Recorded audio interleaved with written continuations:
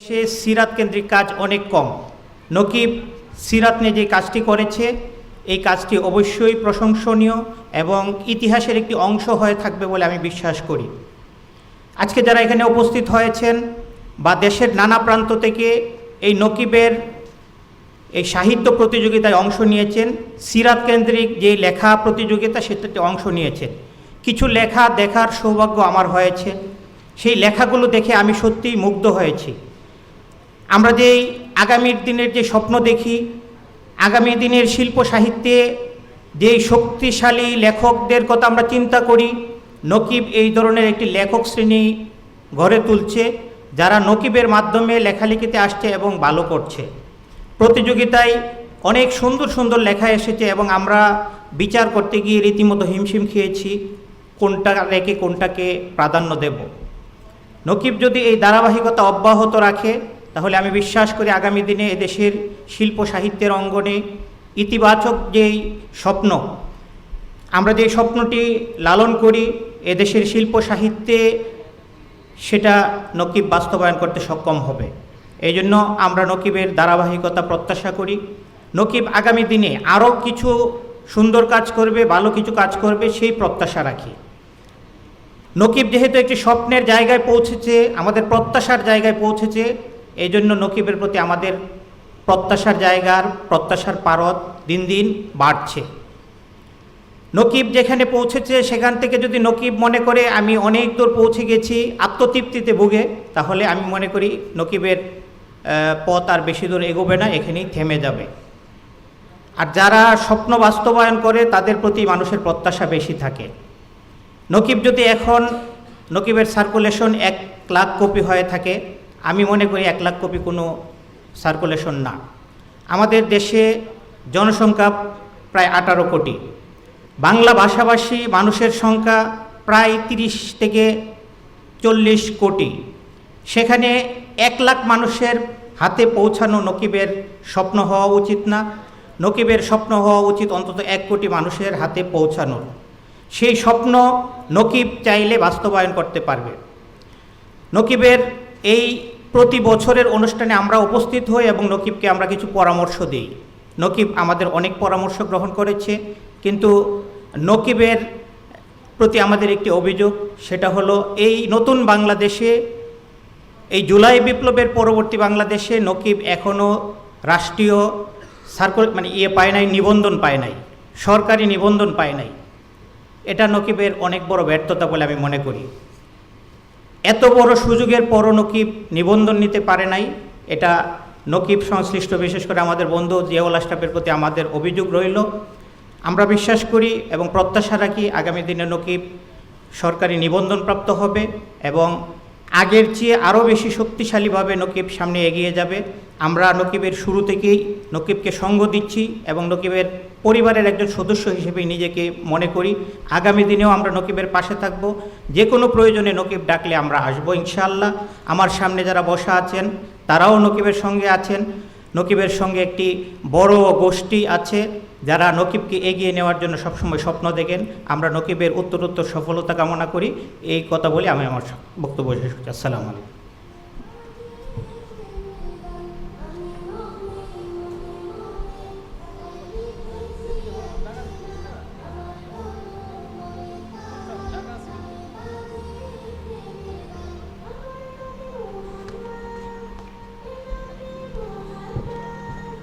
অসংখ্য শুকরিয়া সম্মানিত অতিথিকে। এ পর্যায়ে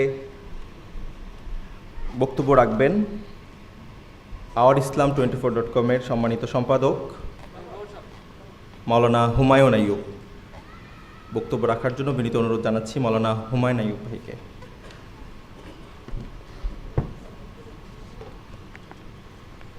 আসসালামু আলাইকুম ওয়া রাহমাতুল্লাহি ওয়া বারাকাতুহু। আলহামদুলিল্লাহি রাব্বিল আলামিন ওয়াসসালাতু ওয়াসসালামু আলা সাইয়্যিদিল আমবিয়াই ওয়াল মুরসালিন আম্মা বা'দ। ক্বালা আন-নাবিয়্যু সাল্লাল্লাহু আলাইহি ওয়াসাল্লাম আদ্দিবু আওলাদাকুম আলা সালাসি খিসালিন আলা হুব্বি নাবিয়্যিকুম ওয়া হুব্বি আহলি বাইতিহি ওয়া তিলাওয়াতিল কুরআন। নকিব আয়োজিত আজকের এই সিরাত উৎসবের সম্মানিত অতিথিবৃন্দ, বিশেষভাবে উপস্থিত আছেন এদেশের তরুণ আলেমদের হৃদয়ের মণি মোহাম্মদ জাইনুল আবেদিন, উপস্থিত আছেন বন্ধুবর হাবিবুর রহমান মিসবাহ, আরও যে সমস্ত বন্ধুরা আছেন জহিরুদ্দিন বাবর, মাসুদুল কাদির, সকলকে আন্তরিক মোবারকবাদ। উপস্থিত আছেন আমাদের ডক্টর গোলাম রব্বানী সহ অতিথিবৃন্দ। নকিব আয়োজিত আজকের এই প্রোগ্রাম আমরা গত বছর এর আগের বছরও নকিবের দাওয়াতে এসেছি। আমাদের জহিরুদ্দিন বাবর যে কথা বলে গেছেন যে নকিব তার ধারাবাহিকতা বজায় রাখছে, এই জন্য নকিবকে ধন্যবাদ। আমরাও সেই ধন্যবাদটুকু জানাতে চাই। আজকের ভিডিও এবং টেকনোলজির এই কঠিনতম সময়ে তরুণদের হাতে ভালো শিল্প সাহিত্যের উপস্থাপন খুব জরুরি। বিশেষ করে আমরা যে প্রজন্ম গড়ে তুলছি, আমাদের সন্তানরা যেখানে মোবাইলে আসক্ত, ইন্টারনেটে আসক্ত, টেলিভিশনে আসক্ত, গেমসে আসক্ত, সেই কঠিনতম সময়ে নকিব যে যুদ্ধটা করে যাচ্ছে সেটি হলো আমাদের পাঠককে সিরাতমুখী করার যুদ্ধ, আমাদের সন্তানদের হাতে ভালো কিছু তুলে দেওয়ার যুদ্ধ, আমাদের সন্তানদের হাতে সিরাতুন নবী সাল্লাল্লাহু আলাইহি ওয়াসাল্লামকে তুলে দেওয়ার যুদ্ধ। বিশেষ করে নকিব কিশোর আলোর এগেনিস্টে, কিশোর আলোর প্রতিপক্ষ হিসাবে কাজ করছে, যেখানে তারা আমাদের সন্তানদেরকে নানা রকমের অসুস্থ খাদ্য কুখাদ্য তুলে দেওয়ার প্রতিযোগিতা করছে।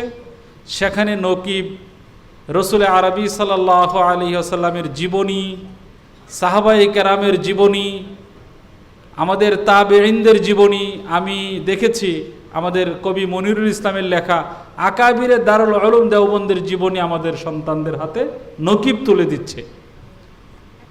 কঠিনতম এই সময়ে নকিবকে এই জন্যই ধন্যবাদ দিতে হয় যে নকিব একজন আলেম সম্পাদকের হাতে সম্পাদিত। নকিব বাংলাদেশে তরুণ প্রজন্মকে, কিশোর প্রজন্মকে, আগামীর বাংলাদেশ যারা নির্মাণ করবে তাদের হাতে শিল্প সাহিত্যকে সুস্থভাবে তুলে ধরছে। আমি এই জন্য নকিবকে ধন্যবাদ জানাই। নকিবের কর্তৃপক্ষ বলতে আমরা যাদেরকে বুঝি, ছাত্র আন্দোলনের নানা রকমের নানা স্তরের দায়িত্বশীলরা এখানে আছেন।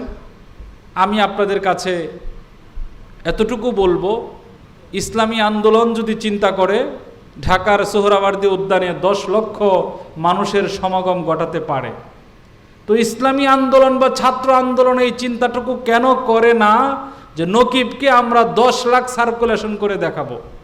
তাদের ঘরে তো সন্তান আছে, যারা সোহরাওয়ার্দীর মাঠে আসে স্লোগান দেওয়ার জন্য, তাদের ঘরে তো 1 কপি নকিব থাকা প্রয়োজন। সেই দায়িত্বটুকু সাংগঠনিক অবকাঠামোকে কাজে লাগিয়ে নকিব অন্তত তাদের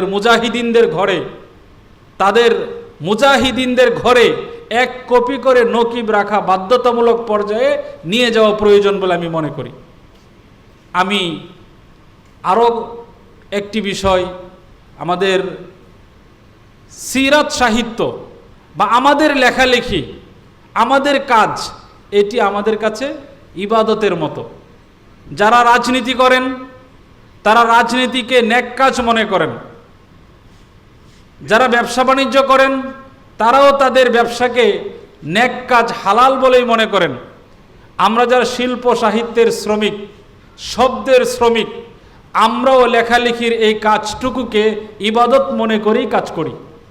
আমি রসুল আরবি সাল্লাল্লাহু আলাইহি সাল্লামের কি হাদিস আপনাদের সামনে পড়েছি। রসুলের ভালোবাসা ছড়িয়ে দেওয়া, আহলে বায়াতের ভালোবাসা ছড়িয়ে দেওয়া, এটা আমাদের কাছে রসুল করিম সাল্লাল্লাহু আলাইহি সাল্লাম বলে গেছেন, তুমি তোমার সন্তানকে আদ্দিবু আওলাদাকুম আলা সালাসি খিসালিন, সন্তানদেরকে 3 জিনিস শিখাবে। কি শিখাবে? হুব্বি নাবিয়িকুম, রসুলের ভালোবাসা। আমাদের লেখালেখি, আমাদের ছড়া, আমাদের কবিতা, আমাদের গল্প, আমাদের উপন্যাস, আমাদের থ্রিলার, সব কিছুর প্রতিপাদ্য হলো মুহাম্মদুর রাসূলুল্লাহ সাল্লাল্লাহু আলাইহি ওয়াসাল্লাম। আমরা আমাদের সন্তানদের হাতে নকিব তুলে দেই। আগামী প্রজন্ম তৈরি করার জন্য আমরা মনে করি নকিব ঘরে ঘরে, শুধু টুপি পাঞ্জাবি পরা ছেলে মেয়েরা নকিব পরবে না, সাধারণ কিশোররা, স্কুলের বাচ্চারাও যেন নকিব হাতে পায় সেই ব্যবস্থা কর্তৃপক্ষ করবেন। এই প্রত্যাশা রেখে আমি আমার বক্তব্য এখানে শেষ করছি। আসসালামু আলাইকুম ওয়া রাহমাতুল্লাহি ওয়া বারাকাতুহু।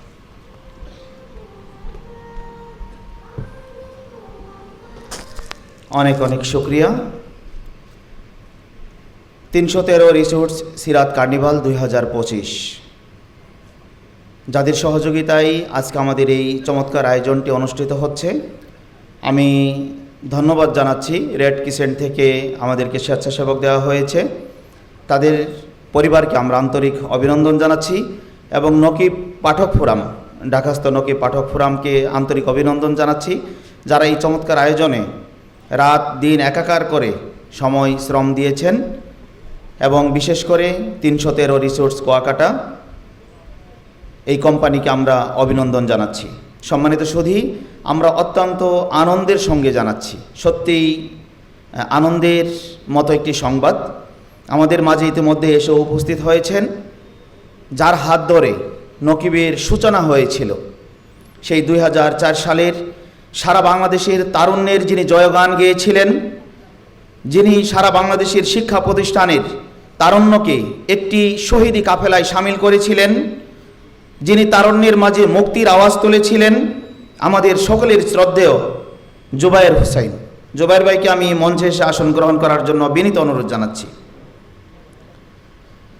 মঞ্চে এসে আসন গ্রহণ করার জন্য অনুরোধ জানাচ্ছি নকিব পরিবারের এবং নকিব সম্পাদক মণ্ডলীর সাবেক সভাপতি অ্যাডভোকেট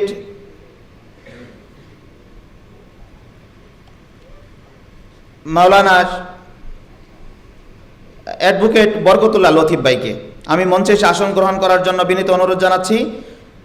নকিব সম্পাদক মণ্ডলীর সাবেক সভাপতি অ্যাডভোকেট বরকতুল্লাহ লতিফ ভাইকে আমি মঞ্চে এসে আসন গ্রহণ করার জন্য অনুরোধ জানাচ্ছি। নকিব পরিবারের সাবেক সদস্য এবং জামালপুর জেলার সবচেয়ে বড় একটি শিক্ষা প্রতিষ্ঠান, কলেজ, বাংলাদেশের নামকরা একটি প্রতিষ্ঠান আশেক মাহমুদ কলেজের সম্মানিত অধ্যাপক সাইদ আহমদ ভাইকে মঞ্চে এসে আসন গ্রহণ করার জন্য অনুরোধ জানাচ্ছি। আসন গ্রহণ করতে না করতেই আমি শুভেচ্ছা বক্তব্য রাখার জন্য অনুরোধ জানাচ্ছি অ্যাডভোকেট বরকতুল্লাহ লতিফ ভাইকে আমাদের নকিব বন্ধুদের উদ্দেশ্যে শুভেচ্ছা বক্তব্য রাখার জন্য অনুরোধ জানাচ্ছি।